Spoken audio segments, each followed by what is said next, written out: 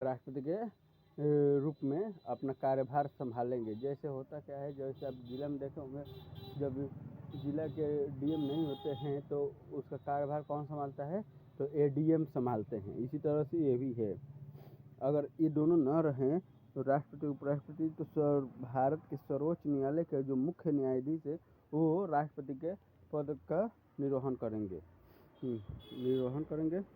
जब राष्ट्रपति अनुपस्थिति, बीमारी या अन्य किसी कारण से अपने कृत्यों का निर्वहन करने में असमर्थ हैं, तब उपराष्ट्रपति उस तारीख तक उसके कृत्यों का निर्वहन करेंगे जिस तारीख को राष्ट्रपति अपने कर्तव्यों को फिर से संभालता है।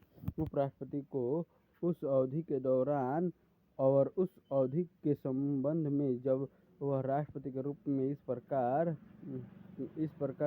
कार्य कर रहा है या उसके कृत्यों का निर्वहन कर रहा है, राष्ट्रपति की सभी शक्तियाँ और उन्मुक्तियाँ होगी तथा वह ऐसी उपलब्धियों, भत्तों और विशेषाधिकारों का जो संसद विधि द्वारा अवधारित करे, और जब तक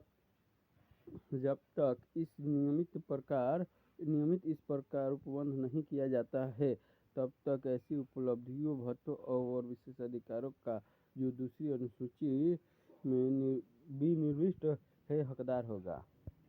उपराष्ट्रपति का अवधि। उपराष्ट्रपति पद की अवधि।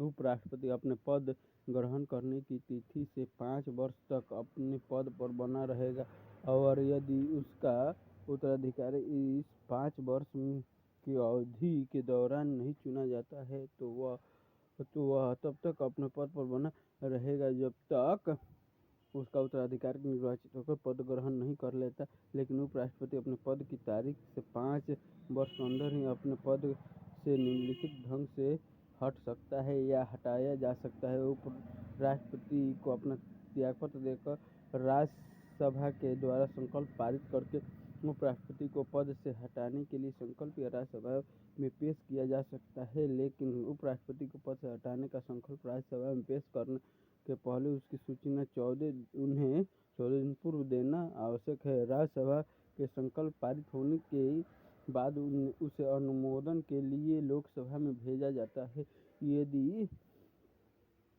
यदि लोकसभा संकल्प को अनुमोदित कर देती है तो उपराष्ट्रपति को पद से हटा दिया जाता है। कार्यवाहक राष्ट्रपति के रूप में कार्य करने की स्थिति में उपराष्ट्रपति को महाभियोग द्वारा केवल उसी प्रक्रिया के द्वारा हटाया जा सकेगा जिस प्रक्रिया से संविधान में राष्ट्रपति पर महाभियोग स्थापित करने की प्रावधान है।